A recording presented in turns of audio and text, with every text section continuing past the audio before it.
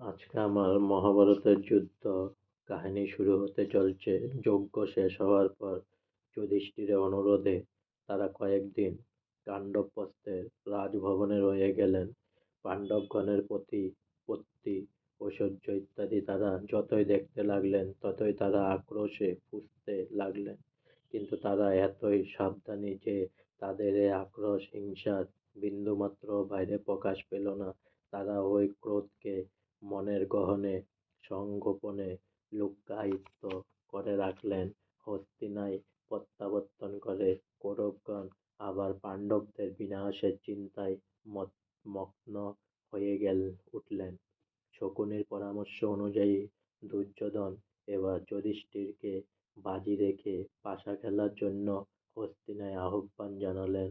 তখনকার দিনে এক রাজা অপর রাজাকে দ্রুত ক্রিয়ায় আহ্বান জানালে খেলতে গডরাজি হলে তা নিতান্ত অপমানজনক ব্যাপার হতো এবং তাতে সকলের সামনে হেয় হতে হতো। সুতরাং ইচ্ছা না থাকলেও বা খেলায় তেমন সুদক্ষ না হলেও এরূপ ক্ষেত্রে রাজাদের দ্রুত ক্রিয়ায় অংশগ্রহণ করতে হতো বাধ্য হয়ে। কিন্তু যুধিষ্ঠির আনাড়ি ছিলেন না পাশা খেলায়, তিনি অত্যন্ত ওস্তাদ ছিলেন। তারা পাশা খেলার সুখ্যাতি ছিল সর্বজন বিদিত। দুর্যোধন তা যেমন জানতেন তেমনি এও জানতেন যে শকুনিকে পাশা খেলায় পরাজিত করা কারো পক্ষে সম্ভব নয়, কারণ শকুনি খেলার মধ্যে এমন এক জুয়াচুরি অবলম্বন করতেন যা কেউ টের পেত না। পাশা খেলায় শকুনি অজেয় এ সংবাদ সংবাদ যুধিষ্ঠিরের যে জানা ছিল না তা নয়, কিন্তু মান সম্ভ্রম বিনষ্ট হওয়ার ভয়ে দ্রুত ক্রিয়ায় সম্মতি জ্ঞাপন করেন। তিনি সম্মত হওয়ায় দুর্যোধন খুশিতে ঊর্ধ্বে হয়ে ওঠেন। বাজি ধরে তিনি এবার সর্বস্বান্ত করতে পারবেন পাণ্ডবদের। যুধিষ্ঠিরও সম্ভবত অনুমান করতে পেরেছিলেন যে তার দুর্দিন ঘনিয়ে আসছে। সব বুঝেও তিনি না করতে পারলেন না।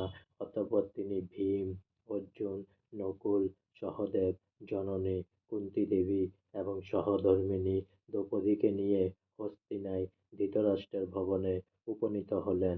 প্রথম খেলা শুরু হলো প্রচুর ধন সম্পদ পণ রেখে। যুধিষ্ঠির হেরে গিয়ে শতানুযায়ী সমস্ত ধন সম্পদ তুলে দিলেন দুর্যোধনের হাতে। পুনরায় নতুন পণ ধরে খেলা শুরু হলো। শকুনির কপট খেলায় আবার পরাজিত হলেন যুধিষ্ঠির। এইরূপ একে একে পণ রেখে তিনি তার সমস্ত ঐশ্বর্যশূন্য সামন্তরাজ্য রাজধানী হারালেন। একেবারে নিজস্ব হয়ে গেলেন তিনি। এতেও কুচুক্তি দুর্যোধন ক্ষান্ত হলেন না। তার প্ররোচনায় যুধিষ্ঠির আবার খেলা শুরু করলেন। পরপর আরো দুবার খেলা হলো। একেবারেই খেলায় নিজেকে এবং চার ভাইকে পণ্য রেখে হারলেন। শেষবারের মতো পণ রেখে হারালেন দ্রৌপদীকে। দুর্যোধনের মহাবাসনা পূর্ণ হলো এতদিনে। তার আনন্দে পরিসীমা রইল না। আনন্দিত হলো সমস্ত কৌরব কুল, কৌরব দলভুক্ত। ধৃতরাষ্ট্র, ভীষ্ম, দ্রোণ এরাও মনে মনে খুশি হলেন। দুর্যোধন এবার পাণ্ডবগণকে নিজের হাতের মুঠোর মধ্যে পেয়ে গেলেন। এখন তিনি পাণ্ডবগণের উপর যে কোনো রূপ অত্যাচার উৎপীড়ন করতে পারেন, বাধা দেবার মতো কেউ নাই।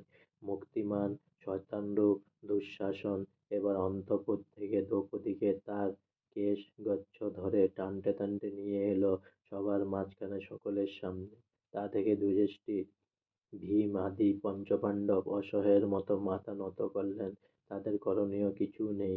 দ্রৌপদী এখন কৌরবদের অধিকারে। দুঃশাসন এবার পাণ্ডবদের চরম অপমান করবার অভিপ্রায়ে সকলের সামনে দ্রৌপদীকে বিবস্ত্রা করবার জন্য তার বস্ত্র ধরে আকর্ষণ করতে লাগল। পঞ্চপাণ্ডব চক্ষু মুদ্রিত করলেন। ধৃতরাষ্ট্র, ভীষ্ম, দ্রোণ এরাও এই অমানবিক কুৎসিত আচরণ সমর্থন করতে পারলেন না। তারা অবনত মস্তকে অবস্থান করতে লাগলেন। দ্রৌপদী বুঝলেন তাকে লজ্জায় হাত থেকে রক্ষা করবার এখানে আর কেউ নেই। এখন তাকে একা রক্ষা করতে পারেন অগতির গতি, পরম করুণাময় শ্রীকৃষ্ণ। এই ভেবে তিনি দুই চক্ষু মুদ্রিত করে করজোড়ে শ্রীকৃষ্ণকে স্মরণ করতে লাগলেন। শ্রীকৃষ্ণ তখন দ্বারকা সিংহাসনে ভক্তের আকুল আহ্বান তার কর্ণে পৌঁছল। তিনি অন্তর্যামী ভগবান, তার জানতে কিছুই বাকি রইল না। তিনি তখন মায়ার ধারা দ্রৌপদীর পরনের বস্ত্র যোগাতে লাগলেন। দুঃশাসন ক্রমাগত দ্রৌপদীর অঙ্গ হতে বস্ত্র টেনেই চলেছে। বস্ত্রের পাহাড় জমে গেল তার সামনে, তবু সে দ্রৌপদীকে বিবস্ত্রা করতে পারল না। একসময় সে গলদঘর্ম হয়ে দ্রৌপদীকে বিবস্ত্রা করার আশা ত্যাগ করল। দ্রৌপদী এই লাঞ্ছনা এবং দুঃশাসনেই এই গগনস্পর্শী স্পর্ধা দেখে ভীমসেন কিন্তু শেষ পর্যন্ত স্থির থাকতে পারলেন না। তিনি ভীষণ আক্রোশে চিৎকার করে বলে উঠলেন, আজ সর্বসমক্ষে আমি প্রতিজ্ঞা করছি যে এই শয়তান দুঃশাসনের বুক চিরে রক্তপাত না করা পর্যন্ত আমি শান্ত হব না। ভীম ইতিপূর্বে দ্রৌপদীর আরো একটি কুৎসিত অপমান মুখ বুজে সহ্য করছিলেন।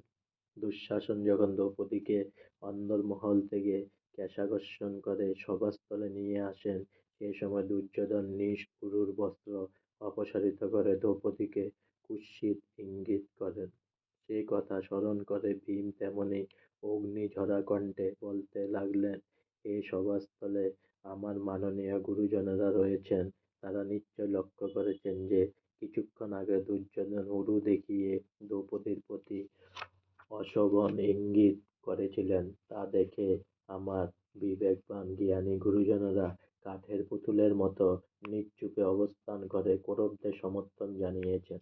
তারা নিশ্চুপে থাকলেও আমি এর প্রতিশোধ না নিয়ে কোনো মতে শান্ত হচ্ছি না। যে উরু দুর্যোধন কৃষ্ণাকে দেখিয়েছে, গদার আঘাতে ওই উরু আমি একদিন চূর্ণ করবই। ভীষ্ম, দ্রোণ, ধৃতরাষ্ট্র প্রমুখ যারা ভীমের পরাক্রম সম্পর্কে অবহিত আছেন, তারা সকলে ভীমসেনের এই প্রতিজ্ঞার কথা শুনে আতঙ্কিত হয়ে উঠলেন। পাণ্ডবগণ ক্ষুব্ধ হয়ে কৌরবদের মঙ্গল হবে না, তা সম্ভবত ধৃতরাষ্ট্র, ভীষ্ম, দ্রোণ এরা ভালোভাবে জানতেন। তাই ধৃতরাষ্ট্র ভীষ্মের সঙ্গে পরামর্শ করে পাণ্ডবগণকে শান্ত ও খুশি করার মানসে দুর্যোধনকে বলে পাণ্ডবদের সমস্ত কিছু আবার ফিরিয়ে দিলেন। দুর্যোধন কিন্তু শান্ত হলেন না। তার স্কন্ধে ভর করেছে শয়তান। কিছুদিন চুপচাপ থাকার পর তিনি আবার দ্রুতক্রীড়ার আহ্বান জানালেন যুধিষ্ঠিরকে। যুধিষ্ঠির বুঝতে পারলেন খেলায় অংশগ্রহণ করলে আবার তাদের সর্বনাশ ঘটবে। কিন্তু আগেই বলা হয়েছে ক্ষত্রিয় রাজারা দ্রুতক্রীড়ার কখনো পিছপা হন না। তাই দুর্যোধনের আহ্বানে পুনর্বার তিনি হস্তিনায় গেলেন। আজকে আমার মহাভারত যুদ্ধের কাহিনী এখানেই শেষ হলো। তাই পুনরায় অনেক অনেক সাবস্ক্রাইব করুন আমার চ্যানেলটি, অনেক অনেক লাইক করুন প্লিজ।